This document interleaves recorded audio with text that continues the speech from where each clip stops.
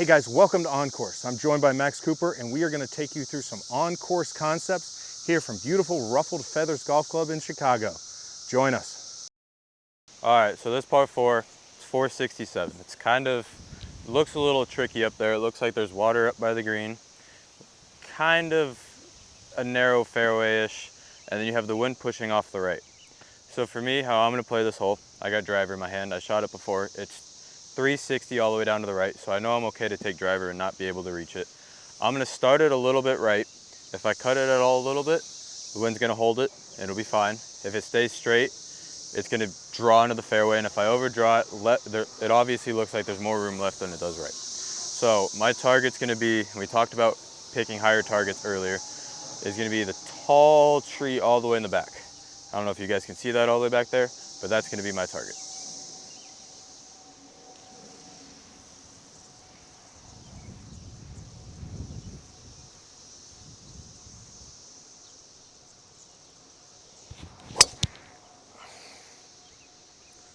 Pulled it a little bit, but it should be fine. So we got about 108 to an elevated green. Wind is still off the right, and I have a lot of green to work with right. Pin is kind of tucked back. I think it's back left. I haven't walked up there to really know, but it looks back left. The ball's kind of sitting down a little bit, so it's not going to come out exactly how I want it to. Like, I still hit the fairway, so it should be fine. But when it's sitting down like that, it's not going to come out as perfect as I want. So for this shot, I have a 56 in my hand. I'm going to play it because it also feels a little bit down and not so much just off the right.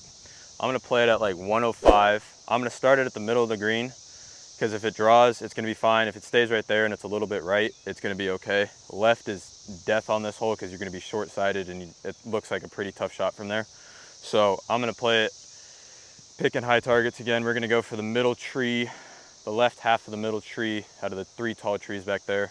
I'm going to pick that target and I'm just going to commit to the shot.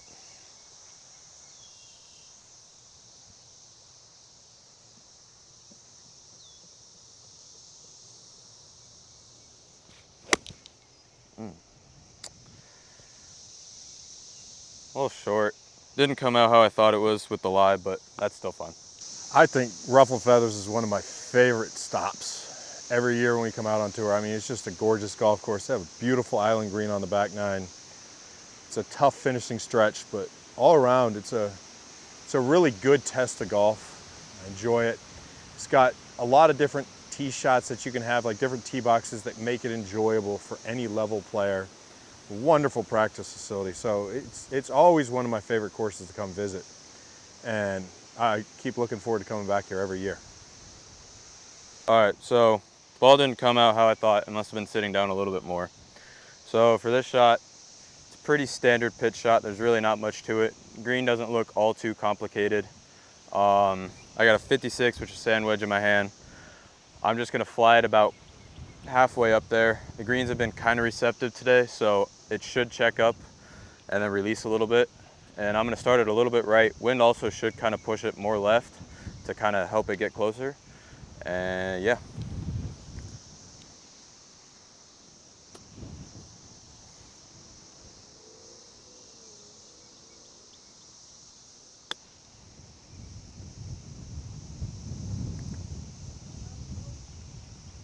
When looking at a golf hole or any hole that you want to play, it's important to know how to attack it, where to place it off the tee, what club to hit, all that kind of stuff. So when looking at this hole right here, you know, a good spot to be looks to be more on the right side than the left side, because it looks like if you pull it left, you're in the hazard or long grass, but if you push it a little bit more right, it looks to be more open and you have a shot to get it back in play. So one thing that I always like to do is kind of work backwards when planning a hole. So it's like knowing what club I want to have in and then knowing what I have to hit off the tee in order to give myself the chance to hit that shot. So for example, this hole, it's a very short par 4. I would always just try and drive the green because it's a very short hole. Wouldn't really worry too much about it. But for you guys, I would always just try and play driver at the cart that's right up there. That seems to be a really good target. If you pull it a little bit, you're still going to be okay. If you push it a little bit, you still seem to be in the trees. But I don't think there's anything really up there that's gonna kind of get in your way of just giving you a second shot.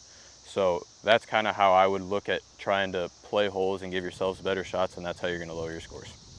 Hey guys, if you like this video, please like and comment.